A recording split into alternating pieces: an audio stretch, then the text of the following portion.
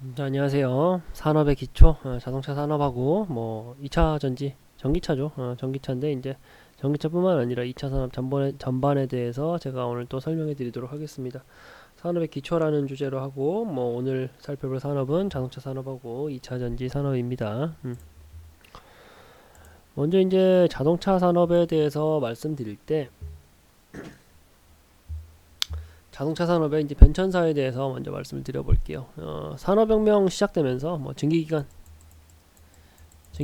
이제 나오면서 그러면서 이제 이동수단으로서의 개념이 차라는 개념이 생기게 되죠. 그러면서 이제 뭐 이게 이제 세계 최초의 자동차의 형태라고 하는데 뭐 이러한 자동차의 형태에서 지금은 일반적으로 내연기관 자동차, 제가 뭐 굳이 증기기관하고 뭐 세계 최초의 자동차처럼 이렇게 이미지를 띄워놓지 않아도 지금 뭐 도로 어딜 가거나 뭐 택시 뭐 어딜 가더라도 그 내연기관 자동차의 형태에 대해서는 아마 이제 모든 분들이 알고 계실 것 같으세요. 뭐 내연기관 자동차여서 이제 뭐 연료 종류에 따라 가지고 뭐 디젤이냐 가솔린이냐 뭐 혹은 뭐 LPG냐, 그렇게 이제 내연기관 차로 지금 현재 자동차 시장이, 자동차 산업이 형성되어 있죠. 뭐 그 안에서 뭐 엔진을 만드는 회사인지 혹은 뭐 타이어 관련된 회사인지 아니면은 각종 뭐 전장 부품을 만드는 뭐 회사인지에 따라 가지고 다양하게 이제 그 밸류체인이 형성되어 있는 게 현재의 자동차 시장인데, 지금 좀 뭐 조금씩 아니죠, 크게 자동차 시장이 좀 변화하고 있는 양상을 보이고 있습니다. 일단 뭐 현재까지의 시점에서 이 내연기관 자동차 시장, 자동차 산업이라는 게 전 세계의 어떤 산업과 비교해도 뒤처지지 않게 큰 산업이거든요. 1년 그 자동차 산업의 전체적인 그 뭐랄까요, 그 가치, 영업력이 대략 한 2조 달러. 그러니까 이제 한 뭐 2,800조가 넘는 게 이제 자동차 산업의 시장 규모라고 합니다. 그러니까 이제 우리 국가 1년 예산하고만 비교해봐도 뭐 5배 이상 큰 것이 지금 자동차 산업의 전반적인 이제 그 글로벌 시장 파이라고 하는 건데, 지금 가장 큰 변화를 나타내고 있는 것은 뭐 테슬라라는 브랜드로 대표되는 전기차 시대로의 이제 게임 체인저가 이제 시작되고 있는 시점에 있다라고 말씀드릴 수가 있을 것 같고, 그리고 이제 수소 전기차라는 것도 지금 굉장히 그 자동차 산업에 있어서 큰 화두이고 섹터이죠. 이 전기차나 수소 전기차 같은 게 화제의 중심에 오를 수 있었던 것은 뭐 연료의 효율이라든가 뭐 그런 부분도 있겠지만, 아무래도 환경과 관련된 이슈가 지금 세계적으로 가장 뜨거운 이슈이죠. 그렇다 보니까 조금 더 친환경적인 에너지를 사용하는 전기차라든가 수소 전기차가 주목을 받고 있는 거죠. 글로벌 시장에서 주목을 받고 있는 상황인 겁니다. 마찬가지의 설명인데, 지속 가능한 성장, 친환경, 아무래도 이제 화석 연료를 중심으로 하는 내연기관 자동차이다 보니까 환경에 안 좋은 영향을 미치는 부분이 많이 있죠. 그런 부분을 해소하기 위해서 전기차하고 수소 전기차 쪽으로 전 세계 이제 자동차 산업에 속해 있는 기업들이 좀 방향을 틀고 있는 상황인 거죠.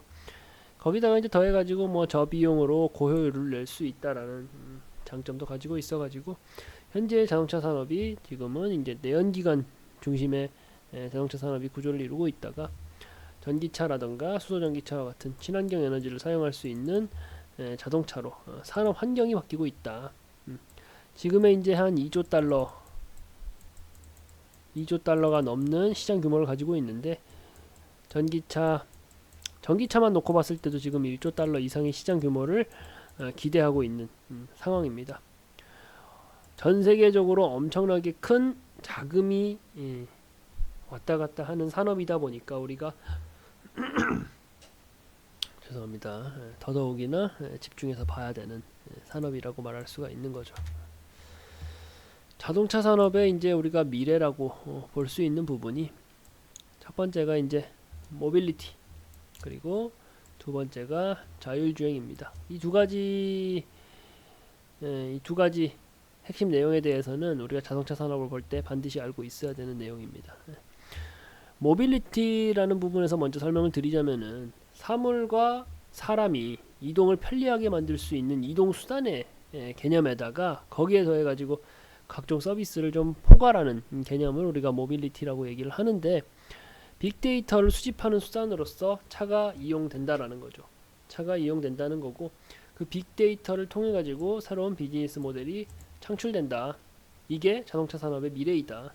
지금은 자동차라는 게 단순히 그 이동수단에 그치고 있죠. 단순히 이동수단에 그치고 있는 게 현실입니다.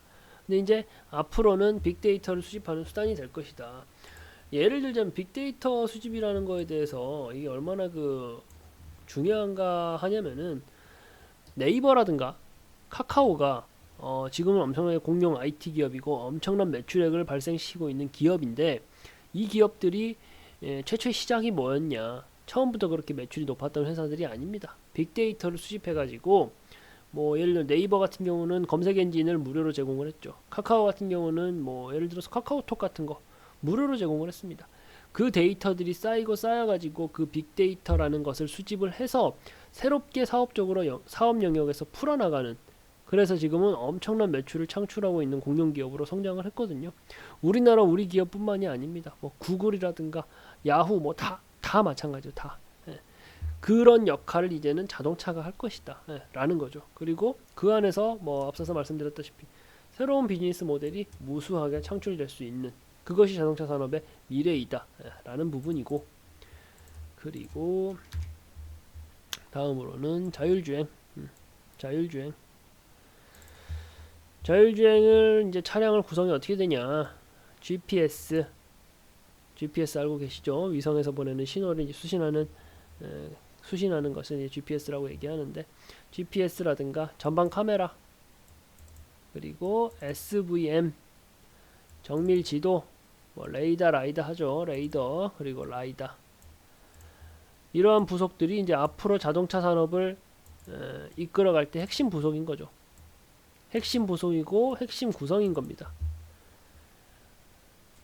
구글이라든가 뭐 애플, 엔비디아 같은 빅테크, IT 기업들이죠. 빅테크 기업들의 진영이 움직이고 있는 거예요. 이번에 CES에서는 소니가 전기차 시장에 뛰어들겠다라고 선언을 했습니다. 소니는 뭐 카메라 회사고 게임 회사죠. 자동차 산업에 뛰어들겠다라고 선언을 했어요. 이제 산업 간의 경계가 굉장히 약한 고리로 연결되어 있다 보니까 이런 현상들이 발생하는 거고, 이전에 자동차 기업들만이 할 수 있었던 자동차 산업이 아닌 거죠. 지금은 애플 같은 경우도 한참 뭐 애플카 하면서 이슈가 나오고 있죠. 곧 할 겁니다. 애플이 안 할 이유가 없어요. 그리고 이제 또 미래를 전망하는 다양한 이제 그 내용들, 기사들을 살펴보면은 LG도 LG카를 하겠다라는 말이 있잖아요. 그만큼 이제 자동차 산업의 미래는 굉장히 다각화되게 변화할 것이다. 그런 데 있어서 우리가 주목해야 될 게 모빌리티, 자율주행이다 라는 거고, 기존의 이제 완성차 업체 같은 경우도 소프트웨어 업체들과 파트너십을 지속적으로 맺어가고 있다라는 거죠. 지금 이제 자율주행이라든가 뭐 전기차, 수소차, 자율주행, 이 이슈가 지속적으로 자동차 산업에서 이제 부각이 된다라고 가정을 했을 때, 여기 제가 설명해 드리는 자율주행 차량 구성 요소에 들어가는 부품들을 다루는 기업들은 분명히 좋은 기회가 많이 있겠죠. 앞으로 좋은 기회가 많이 있을 거예요.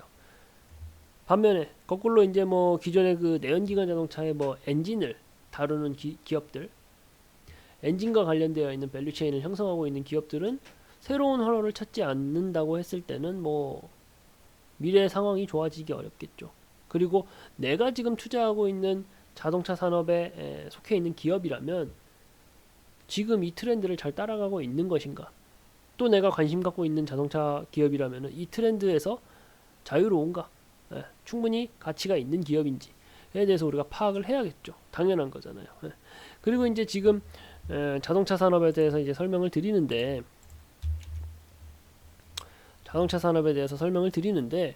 지금 뭐 전기차 방향으로 자동차 그 주력 자동차가 전기차 방향으로 바뀌어 나가고 있다라는 게 일시적인 유행일 것이다 라고 생각하시는 분들 아무도 없잖아요.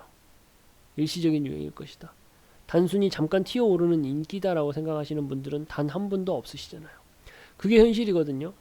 앞으로 성장 가능성이 무궁무진한 곳이 지금 자동차 산업, 그 안에서도 전기차, 뭐 수소전기차, 그리고 자율주행 관련된 부분이라는 것은 반드시 우리가 자동차 산업에 대한 이해를 할 때 반드시 체크하고 있어야 될 부분이다 라는 부분 정리를 해드리고, 2차 전지에 대해서도 설명을 해보면은 2차 전지라는 게 뭐냐라고 했을 때 2차 전지는 방전된 후에도 다시 충전 과정을 거쳐 반복 사용이 가능한 전지를 얘기한다 라고 했어요. 1차 전지 같은 경우는 뭐 방전되면 끝나는 거, 방전되면은 제 기능을 다 했다라고 해서 이제 버리고 다시 사용하는 거, 다시 충전할 수 있는 과정을 거칠 수 있다 라고 하면은 2차 전지인 겁니다. 휴대전화도 2차 전지죠. 그렇죠. 뭐 보조 배터리라든가 전기차, 특히 전기차 2차 전지입니다. 방전돼도 충전의 과정을 거치니까. 1차 전지는 우리가 이제 쉽게 이해하는 게 이제 건전지, 원통형 건전지 같은 게 우리가 이제 사용하고 보통 버리죠. 다시 갈아 끼우죠. 뭐 그런 게 1차 전지. 2차 전지하고 1차 전지하고 그 개념적인 차이는 그렇게 이해하시면 될 것 같으세요. 2차 전지는 방전된 후에도 다시 충전해서 반복적으로 사용 가능한 것은 2차 전지이다 라고 이해하시면 되시고, 예를 들자면은 뭐 스마트폰, 뭐 전기 자전거, 우리 자전거도 요즘은 전기 자전거 있죠. 전기 자전거, 그리고 앞서서 자동차 산업에서 이어지는 건데 뭐 전기차라던가, 그리고 이거는 자동차 쪽은 아니지만 같이 설명을 해드리면 좋을 것 같아서 설명드릴 텐데, ESS라고 전력 저장 장치까지 2차 전지 산업에 2차 전지에 들어가는 2차 전지 배터리로 들어가는 핵심적인 내용들이다 라는 부분 알고 계시면 될 것 같고, 그러면 제가 하나하나 설명을 드려야 되니까 일단은 뭐 2차 전지라는 거에 대해서 알겠는데, 리튬 이온 배터리라는 게 어떤 구조로 되어 있냐에 대해서 제가 설명을 한번 드리면, 일단 그 우리가 양봉 음봉 하잖아요. 양봉은 빨간색이고 음봉은 파란색입니다. 여기 그림에서도 빨갛게 플러스 되어 있는 게 양극, 마이너스로 파랗게 되어 있는 게 음극이에요. 양극, 음극 이해하시죠? 다시 이렇게 빨갛게 되어 있는 게 양극, 파랗게 되어 있는 게 음극입니다. 그러면은 이 빨간 양극을 구성하고 있는 게 양극재예요. 양극재. 그리고 이 파란 음극을 구성하고 있는 게 음극재입니다. 배터리의 구조에 대해서 설명을 드리는 거예요. 그리고 이제 그 안에 양극과 음극을 나누는 분리막이라는 게 있어요. 양극과 음극을 나누는 분리막이라는 게 있어요. 그 사이에. 그리고 양극과 음극을 감싸는, 이 주변을 감싸는 게 전해질이에요. 전해질이라는 게 있습니다. 구성은 이렇게 되어 있어요. 구성은 이렇게 되어 있고 전력이 음극에서 양극으로 넘어가면서 방전이 됩니다. 방전이 되면서 에너지를 발생을 시키겠죠. 에너지를 발생을 시키고, 그리고 양극에서 음극으로 넘어가면서 충전이 됩니다. 다시 재충전. 2차 전지는 재충전해서 다시 사용할 수 있어야 된다라고 했잖아요. 이런 원리를 가진 게 리튬이온 배터리의 구조이고, 이 리튬이온 배터리 한 개를 우리는 배터리 셀이라고 불러요. 배터리 셀. 그리고 이 배터리 셀 여러 개가 모아져 있는 게 배터리 모듈. 그리고 이 배터리 모듈이 여러 가지가 모여져 있는 게 배터리 팩이에요. 이 배터리 팩이 전기차에 들어가서 지금 내연기관의 엔진과 같은 역할을 하는 겁니다. 이해되시죠? 배터리 셀이라는 것은 이렇게 양극과 음극으로 해서 구성되어 있는, 이렇게 하나로 구성되어 있는 게 배터리 셀인데, 이 배터리 셀이 모여 있는 게 배터리 모듈이고, 이 배터리 모듈이 모여 있는 게 배터리 팩이다. 그래서 이 배터리 팩 한 개가 이렇게 전기차에 들어가서 지금 내연기관의 엔진과 같이 가장 핵심적인 부품이 된다. 그럼 이 배터리 팩의 성능에 따라 가지고 이 전기차의 뭐 출력이라든가 혹은 일회 충전 시 주행 가능 거리라든가 그런 게 다 정해지겠죠. 그러면 당연히 이 배터리 셀을 모아서 배터리 팩으로 패키징하는 그 기술이 얼마나 좋냐에 따라 가지고 그 2차전지 기업의 뭐 기업 가치가 결정되겠죠. 이해되실 거예요. 배터리 셀, 배터리 모듈, 배터리 팩. 이 배터리 팩 한 개가 들어가 있는 게 전기차고, 이 배터리 팩을 또 여러 개를 모아 놓는 게 여기 보이시는 여기 그 컨테이너 박스처럼 꼭 생겼죠. 이 컨테이너 박스 안에 배터리 팩이 이렇게 여러 개가 또 들어가 있는 거예요. 이것을 우리는 ESS 전력 저장 장치라고 부릅니다.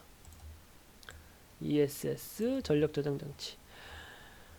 전력 저장 장치를 좀 쉽게 이해하시려면은 우리가 그 보조 배터리 생각을 하시잖아요. 그거랑 마찬가지라고 생각을 하시면 돼요.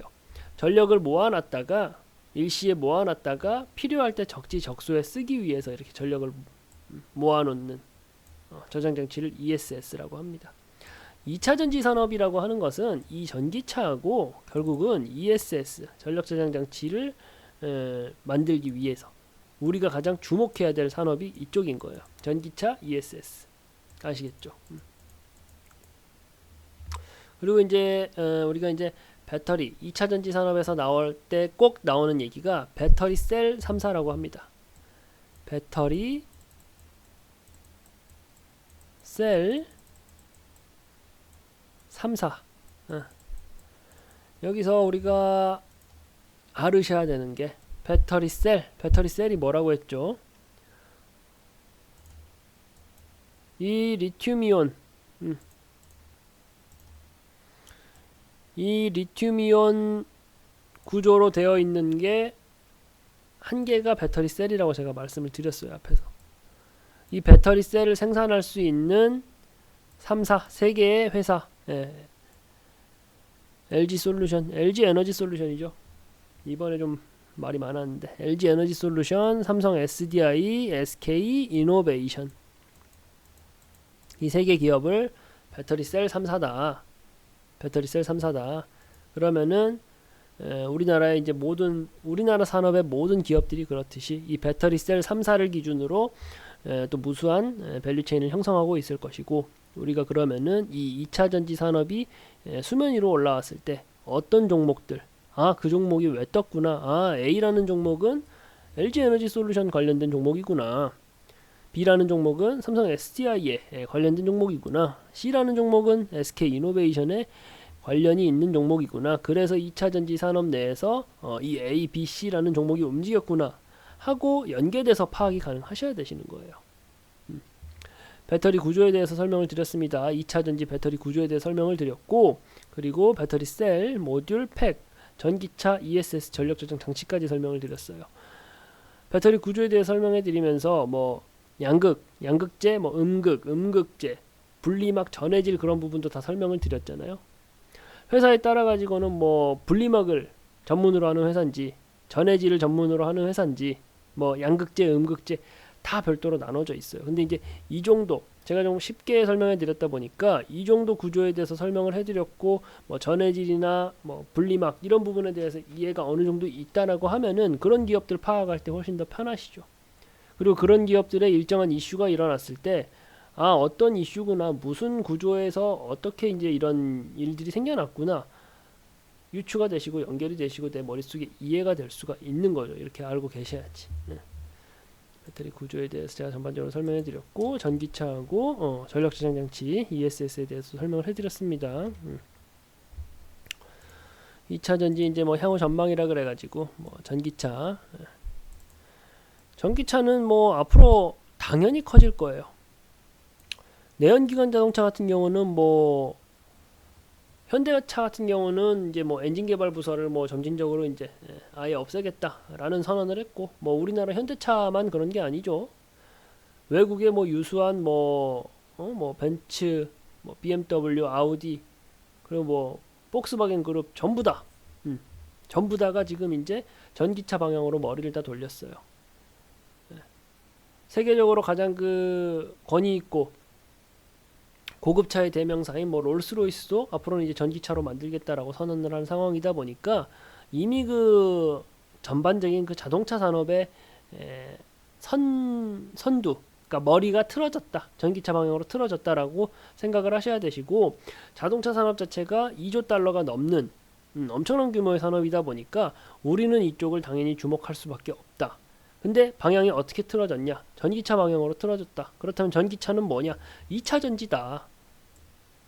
2차 전지다. 바로바로 이어져야 되시는 거예요. 해외에도 증설 이슈가 다 다양하게 있습니다.